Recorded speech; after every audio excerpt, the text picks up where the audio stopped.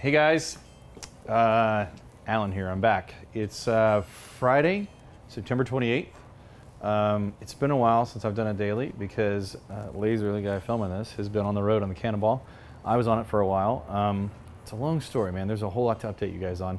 You'll probably see some of the series of the stuff, but literally we're behind on editing right now for these dailies. So at this point, by the time you're watching this, you'll probably have seen what's going on. But we did the Cannonball, a motorcycle Cannonball, which is a race that goes across the country on it changes every year, but mostly it's always pre-war bikes. This year it was 1928 and before, so pre-28 motorcycles going from Portland, Maine to Portland, Oregon, 3,700, 3,800 miles. We did the Cannonball 4 years ago on Brough Superior 1150, and that was 4,200 miles from Daytona Beach to Seattle. We did that. It was great. We did every mile. We were successful. So like Gluttons for Punishment, we did another Cannonball with some our good friends at Sinless Cycles and the Vintage Paul Doleon. We did, we took two Brough Superiors. We took a Brough Superior 1150 and a Brough Superior SS100. And it went well. If you go back and you look at the other videos, you'll see it's a serious challenge. I did the first 10 days, and then Stefan did, I guess, the next 12 days, whatever it is. It was really funny. He flew in on an airplane into, what was it, Sioux City, Iowa, where I was waiting at the airport, and I got on the plane he flew in on from Austin and flew back home. Sat in the same seat in the plane. It was really damn funny. Anyway, midway through, let's walk through here, I'll show you. Midway through the Cannonball, a day before I came back, I seized the engine on this bike. This is a 1924 SS80. You can see it has no motor any longer. The engine is out. We know what happened, and I think what we'll do is we'll give you a daily of that later if you guys want to see more about this as we start to take the motor apart and fix it and put it back together. We chose to, instead of trying to, I believe we probably could have fixed the bike, what was wrong with it, but we chose to instead have the Brough Superior 1150, which I could show you guys, that we did the Cannonball on 4 years ago, brought out from Austin by one of our guys. He put it in the back of a pickup, met us in Sioux City, Iowa, at the airport where I was to pick up Stefan. He drove the bike up there in the back of his truck. I got in the back of the truck, started it on the first damn kick. All right, so this is gonna be a quick story. We had a bit of a mishap on the Cannonball. I blew the motor on the SS80. Josh Britt, who's filming this, just drove all the way from Austin with this, the Brough 1150 that we actually did the Cannonball on in 2014. It's been sitting since about 2014. It has not been touched. It's still got fuel in it. I haven't ridden it. I think that I'm gonna start this bad boy up. We'll see. I just gas flowed in, I tickled it, and now I'm gonna try to start it.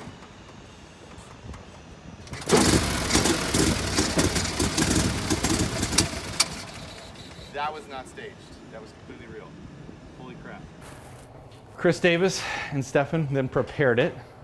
Who's over there working on the other Brough Superior SS80. Prepared it, got it on the road, and they rode it the rest of the Cannonball, which was another 2,000 miles or so. And it ran fine in place of this bike. That's breaking the rules. We didn't get any points for that. We didn't win. It was more about being there and riding the ride, and they did it, and they were successful and had fun. The mess that you're seeing here, what Chris is attempting to start, is the truck just got back here with all our stuff in it last night. And Chris is attempting to unpack, reorganize, and start to take some of the parts that we took off of that bike for spares and putting them back on that bike. So anyway, this thing is going to be back to the way it was. This is the first Brough Superior I ever rode many years ago, and I'm super glad that we didn't destroy it. We can fix it. It's no big deal. Right, Chris? That's right. No big deal. No big deal. Anyway, we'll come back to that later. Let's go. Actually, there's another project we're talking about. This is a personal project of mine. We were gonna discuss a little bit. So this is a Porsche 911 993, and I know this isn't a car. This isn't a motorcycle, but yeah, that's okay, right? I mean, it doesn't have to be a motorcycle. We can talk about lots of things. To me, this is the closest thing to a motorcycle you can get on four wheels. It's an air-cooled flat engine. So if you guys don't know, that's very similar to a BMW flat R airhead is what they call it, the R airhead BMWs. So except you got 6 cylinders, and that's what a Porsche is. It's essentially like an airplane or motorcycle engine mounted in the rear of the car, and this is my daily driver, and I love this car. But I took it apart because the valve cover was leaking. So one of the valve covers. This car has 4 valve covers because it's got the exhaust. If you look under here, you can see this is the exhaust valve set. On the top above that, you'll get way up there, you can't see, is the intake valve set. And this was leaking, like the worst oil leak I've ever had in a car. So I took it apart. I ordered new, that plastic valve cover, this right here that I was just showing you, is totally plastic. And they're known to leak. They were actually a really good design. I don't think it's just because they're plastic, but it's part of the reason perhaps that it was leaking. They're known to warp, but you know, the internet tells you lots of things. Regardless, I took it apart, waited for, instead of making new valve covers, I ordered some for like 80 bucks. Got some CNC aluminum valve covers that I'm gonna replace it with. And then of course, while I'm at it, I'm doing a full brake job, new rotors and new pads, doing some slight modifications up here to the engine stuff. We'll get into that later. But anyway, we do lots I'm so pleased to have a car lift, right? To be able to do our own stuff. This, for me, is something I enjoy doing. This is my therapy, getting to work on my own stuff for a change. Anyway, we'll get into that later. We'll talk a little bit more about it. I literally think we could do some how-to videos on that as well. You can look over here, Laser. This is the stuff I took off of it. All these plastic bits that were underneath the hood and the airbox and all that shit that I'm not gonna put back. And we'll talk about later why that is. Anyway, all right, let's go talk to Alec. Is that cool? Alec, can you chat with us? What's up? How are you? Good, man. I got dirty. Whoa, you better go wash that shit off real quick before something happens. I'm actually really excited about Might get your papers all dirty. my paper's all dirty. Oh, my computer, my mouse. You're shuffling. I'm actually really excited about getting back to working on my car and finishing it. The parts came in today. Oh, cool. Yeah, you're gonna help, right? You love working on German cars. Yeah. I got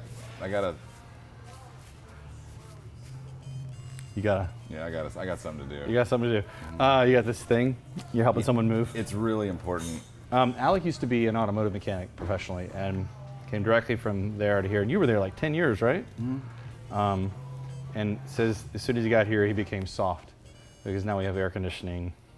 Yeah, I know. And the car lift. I'm like, it's like plush. I don't ever have to bend over or lay down. You get to ride motorcycles. Your test drives are not just riding around in a car. Which is kind of nice sometimes. It's got AC. But anyway, not when the weather's this good. I know, it's fall now. Really nice out. All right, so finger tight. Here it is. We've done this bike finger tight. It's going well. It's looking better. Let's start off by talking about this. We got an email this week about finger tight. Someone saw it online, and apparently they bought a bike just like it from the same guys, and sent us the photos of what happened when he got it. And it looks literally, if you hadn't told us it wasn't this bike, we'd have thought it was the same bike. Yeah, exact same problems. Because all the paint was missing off the engine, because the petcock broke off. And poured gas all over it, just the same way ours did. Exactly. And this one did. Yeah, exactly. And then when they had the tank off, it was the same black wiring, same black jumbled stuff. I mean, you guys saw it, and just refer to the other video. It's the exact same bike, and so they're very displeased with the exact same problem. And apparently, he'd already emailed them, and those guys said, "Well, you know, it's an isolated issue. It's just your bike. It's not every other bike." And then the guy who bought the bike, who just ordered it, emailed us because he saw the video that we did and was like, apparently this isn't an isolated issue. This is normal. Again, a lot of people on the internet who have commented on this have said we should out those guys and talk about them. I don't want to. It's unfortunate that anybody is putting stuff out and saying that they know what they're doing based on what we've seen with this motorcycle. Yeah, man, it's scary actually. I mean, you know, it's dangerous. It's talking about your life here. We're not talking about building you a fucking coffee table. You know what I mean? It's totally true. But anyway, let's go on in a positive, optimistic way. So the tail section looks better. Yeah, I think we already talked about this in video, but we did. But I don't think I don't know if it was on or not, but now it is. That's really the only thing I have left to wire on this bike. Going like this. Yeah, I know. It's a little bit more, yeah, you know, normal. But yeah. Usable. Usable. And you're doing wiring? Yeah, I'm done with it for now, but as soon as the subframe gets powder coated, then I can start wiring in the tail lights and everything, because you got to snake all the wiring through and make the connectors. These wires have colors. Yes, so pretty. As we've discussed in the previous video, he didn't want us to completely rewire the bike, starting with a new harness, which I totally understand, because it's very labor intensive, especially with the M unit and everything. I mean, it's whatever, you get it. But there were certain parts of this bike, certain parts of the wiring, certain parts of the wiring harness that frankly just weren't usable again. Like, they were just a jumbled mess. It would have taken me twice as long to sort through it as figure it was. them out. Yeah. So then so as far as the tail section goes, since we're doing a new subframe and everything, I just went ahead and ran new wires to it. But yeah, it's all sorted out and everything works. I got it running and tuned yesterday, so that's nice. You tighten everything up first? Tightened everything up first. I went over this entire bike just to tighten everything, and I found out why 2 of the bolts weren't tight. Stripped? Yep, the lower pinch bolts on these forks, they're completely stripped. So that's why one of the bolts was missing, and that's why one of them wasn't tight. It's just like, so it's completely stripped. Come over here so you can see them. Yeah. Yes, that shouldn't Someone over tightened it, stripped the aluminum threads. Yeah, and it's like that on this side as well.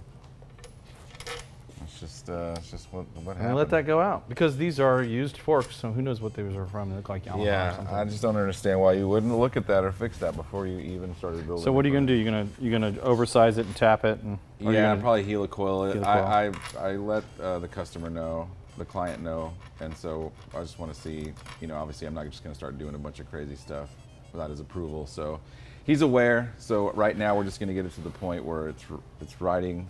It's usable. Still, what you just said still doesn't explain why the triple clamps are completely tight. I know. Finger tight. Like, everything's tight now, though. Did you use Loctite? I did. If people don't know what Loctite is, you need to learn. Loctite is a great chemical that dries up like a glue to keep bolts from backing out. Yeah, I even the bolts that were tight on it, I went ahead and pulled them out and put Loctite on them and put everything back in. So we should do like a Loctite commercial. We'll be like finger tight by Loctite.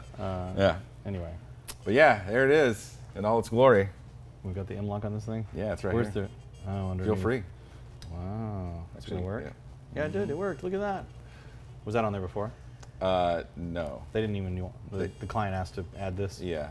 Oh, cool. And then so everything's moved over here now. It had a start button over here and all this stuff like under the tank. Oh, so we've installed these Motogadget switches. Well, they were already on here, but that's the other thing. They weren't hooked up. Well, as we mentioned in one of the old videos, they didn't make any sense. Like, for example, this was the right turn signal, and then this would be the left one up here, and then the horn was over here, and 2 of them didn't work at all. So now they all serve a purpose. Now they all have a function. There's turn signals, horn, gauge, gauge toggle, start button, high beam, low beam. So they're all everything's on it now. I think most everyone's seen this at this point, but yeah, we sell a ton of the Motogadget stuff because it's something we found years ago, and no one really kind of ever heard of it. And they make great stuff. This is M-lock, which is the wireless RFID key, essentially, and there's a little receptor down here, so if we're passing it over and it's turning it on. I don't really love these because then you got to carry it in your pocket. Yeah. I really like just putting a switch in my bike, but then again, I'm a little less concerned about security because we don't really have that problem here. Yeah. But yeah, the less things I have to carry, the better. Put a magneto on it, man. It needs a mag. Anyway, all right. So what's next? That's it. That's it for now. Okay. We're waiting on paint for the tank, and then powder coat for the subframe, and then I just need to wire the back end up. And then once I know everything's working fine, all the wires everything is doing what it's supposed to, then I can add loom and heat shrink and clean it up, cloth tape and everything to make it look pretty. Well, make sure you let us know so we can film and some of that, so we can show people the difference between the before and after. Got it, man. All right. Dankeschön. I'm gonna go talk to Andy. Good luck. Later, dude. You got a haircut, so. Yeah, you look really good. No, he got a haircut. Oh, I was like, you look exactly the same. No, I don't get haircuts. Let's go talk to Andy about his sweet haircut. It looks like they cut half of it, in my opinion, though. Oh, great. Oh, jeez. What do you want? Are you surfing the Facebook again? Yes. You ready to talk about? I'd love to talk about. What are we going to call this thing? About the Yamaha? Yamaha. Okay. So this is a Yamaha XSR700. Motorcycle. Right? It's a motorcycle. It's not a car.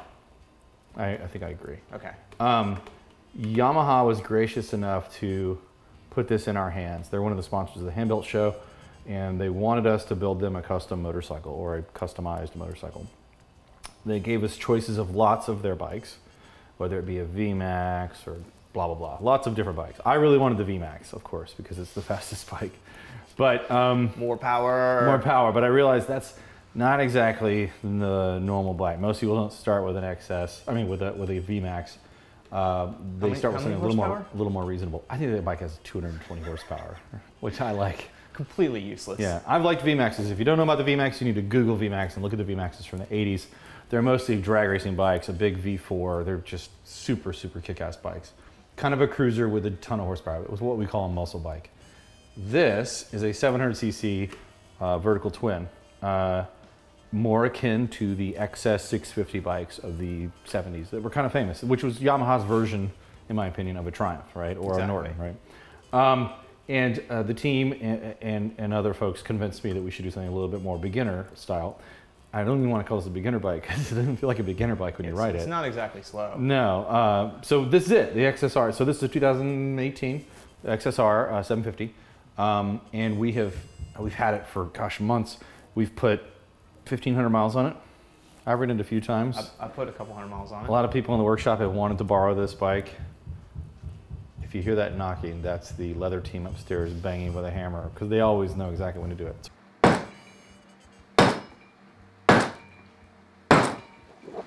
You think you hear that? It's okay. They're making leather goods upstairs. This is part of the workshop. Anyway, I don't even hear it anymore. You don't hear it anymore. You didn't even notice. Okay. Nope.